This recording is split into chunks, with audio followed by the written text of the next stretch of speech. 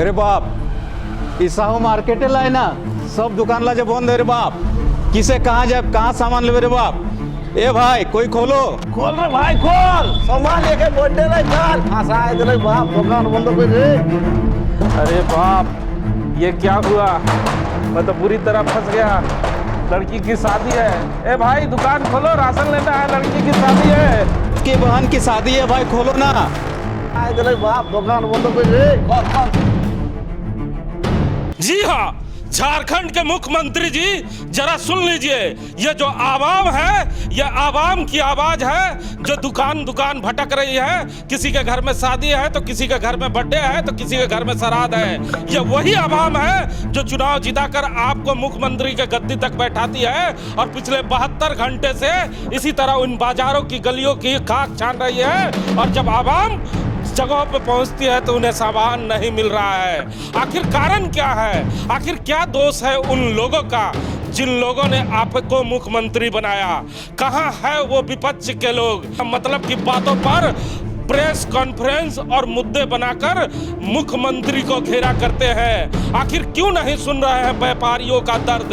आखिर 3 दिनों से कहां है वो विपक्ष के नेता, कहां है आदरणीय मुख्यमंत्री जी। जरा सुनिए, झांसी नहीं पूरे झारखंड के लोग इसी तरह दुकानों में आवाज लगा रहे हैं कि जरा भाई थोड़ी देर के लिए दुकान खोल दीजिए। हमारे घर में लड़की की शादी है, हमारे घर में बेटी की बर्थडे है, हमारे घर में श्राद्ध है और उनको नहीं मिल रहा राशन का सामान है। काला कानून आपको आदरणीय मुख्यमंत्री जी वापस लेना होगा। ये बातें मैं नहीं कह रहा, ये बातें झारखंड के वो व्यापारी कह रहे हैं। और अपने दुकानों पे जब इस तरह के जब लोग पहुंचते हैं तो दुकानों पे इस तरह के स्टिकर मिल रहे हैं और लोग बेरंग अपने घर वापस चले जा रहे हैं। अब तस्वीरें देख ले, इस समय हम बोकारो स्टील सिटी में हैं और बोकारो स्टील सिटी के चास के सदर बाजार साहू मार्केट में हैं, जहां पर व्यापारी अपनी दुकानों के सामने जरूर खड़े हैं, लेकिन व्यापारियों ने भी इस बार जिद ठान लिया है कि कुछ भी हो जाए दुकान नहीं खोलेंगे। हमारे साथ कई व्यापारी हैं, आप देख ले ये चास के वो व्यापारी हैं। इन्हें भी लगता होगा कि हम दुकान खोले, ग्राहकों को राशन दे और कुछ कमा के जाए। आप लोग व्यापारी हैं तो क्या हो रहा है, क्यों बंद कर दिया आप लोगों ने, जिद पे अड़ गए? ये लोग जिद पर रहे हो कि लागू 2% टैक्स का लागू चलते हम लोग का न कर रहा। अच्छा, मुख्यमंत्री जी आपकी बातों को नहीं मानेंगे तो जिद पे अड़े रहेंगे? एकदम अड़े रहेंगे, एकदम।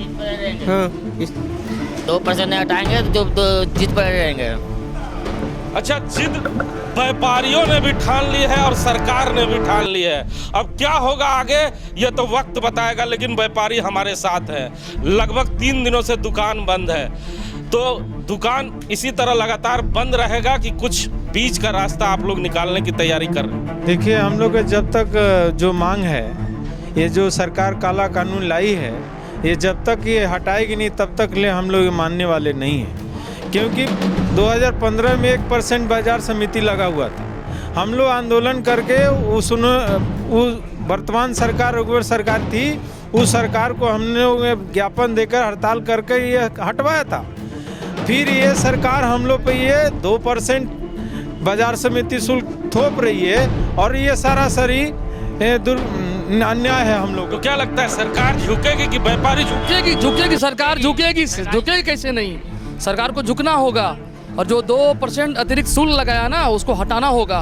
तो आपको नहीं लगता, आप बुजुर्ग भी हैं, आपने कई ऐसे आंदोलन को देखा है, तो आपको क्या लगता है कि सरकार झुकती है कि लास्ट में दुकानदारों को ही झुकना पड़ता है? नहीं, टैक्स देना कोई खराब बात नहीं है, लेकिन बात यहाँ क्या है, जो ये जो काला कानून क्यों नाम दिया गया, इसलिए दिया गया कि जो नीचे से नीचे तबके का जो उसको 200 रुपया भी सेल है उसके ऊपर भी लागू है। उसमें क्या आपका अफसरशाही बढ़ जाती है, उधर से चपरासी भी आएगा, आपसे 500-200 रुपया मांग कर ले जाएगा, अफसर आएंगे ले जाएंगे।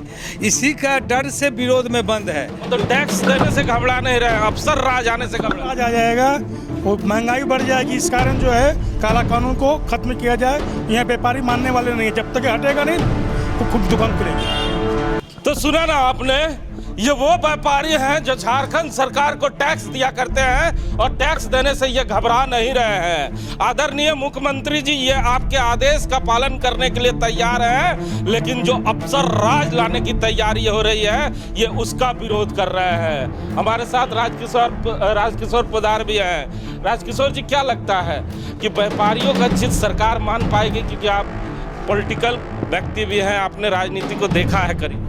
मानना चाहिए, सरकार को मानना चाहिए। व्यावसायिक वर्ग के जो बातें हैं, जो इन लोगों ने काला कानून नाम दिया, तो जाहिर सी बात है बहुत ज़्यादा व्यथित है यहाँ के व्यापारी और दहशत में हैं। जो अफसरशाही का बात जो बोल रहे हैं तो बिल्कुल सत्य है और सरकार को इस पर संज्ञान ले करके अविलंब व्यवसायी वर्ग की बात को मान करके और सुचारू रूप से चलना चाहिए, जिससे कि लगन का समय है और छोटा छोटा भी जो भी घर का आदमी है वो त्राहिमाम हो रहा है। कहीं न कहीं ब्लैक मार्केटिंग का वो लोग शिकार होने के कगार पे हैं। इसलिए सरकार को देखिए, कई तरह की बातें, जितने लोग उतनी बातें होती है और तमाम लोग अपनी अपनी व्यथा बताते हैं, लेकिन हमारे साथ राम नारायण शर्मा भी हैं, जिनसे हम आपको बताने की प्रयास करते हैं कि आखिर झारखंड में कौन कौन से सामान कितनी खपत है हर रोज।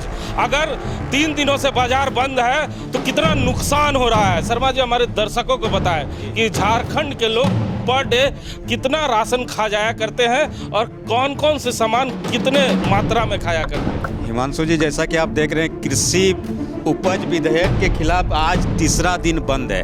अनिश्चितकालीन हड़ताल का आह्वान किया है व्यवसायियों ने, लेकिन सबसे ज़्यादा त्राहिमाम जो आम दिहाड़ी मजदूर करने वाले या लगन में शादी ब्याह या कोई भी आकस्मिक समारोह होता है, उसके लोग पीस रहे हैं। लेकिन मैं आपको बता दूं कि झारखंड में 24 जिला में 28 बड़ी मंडियां हैं और इन 28 बड़ी मंडियों के साथ साथ सभी छोटी दुकानों को अगर आप समझ ले, जान ले, तो रोजाना का झारखंड सरकार का जो कारोबार है 15,000 टन चावल रोजाना का कारोबार इन मंडियों में दुकानों से प्रतिदिन होता है। 15,000 टन, तो सोच लीजिए आज तीसरा दिन है, यानी 45,000 टन सिर्फ चावल की बिक्री बाधित हो चुकी है अभी तक।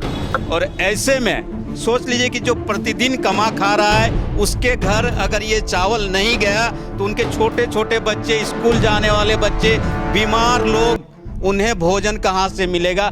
इसलिए ये जो रोजाना कारोबार प्रभावित हो रहा है, ये सबसे दुखद बात है। दूसरा है तेल, जो हमारे दैनिक जीवन की सबसे अहम चीज़ है। 3,600 टन रोजाना झारखंड में तेल का कारोबार होता है। ऐसे में आप देख लीजिए क्या स्थिति बनेगी अगर 1-2 दिन और ये हड़ताल इसी तरह खींच गया तो।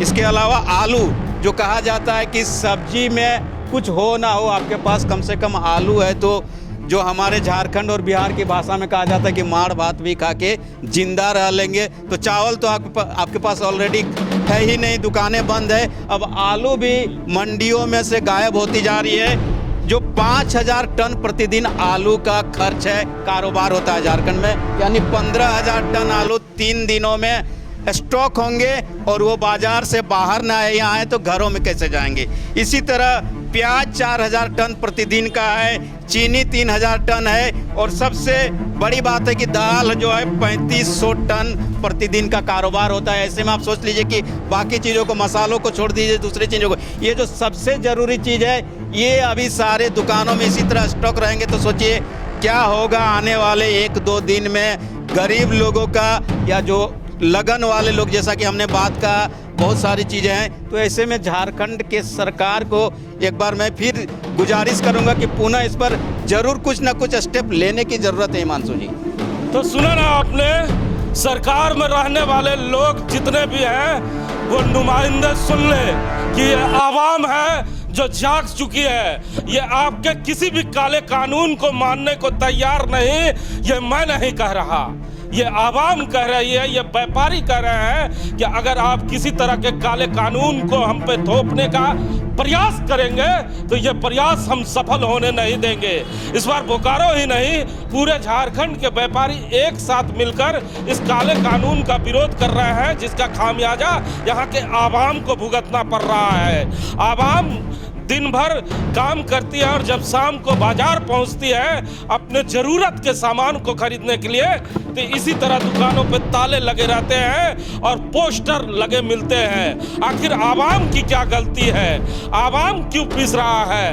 ये प्रश्न आम आदमी पूछ रहा है आदरणीय मुख्यमंत्री जी, जिसका जवाब आपको आने वाले समय में देना ही होगा।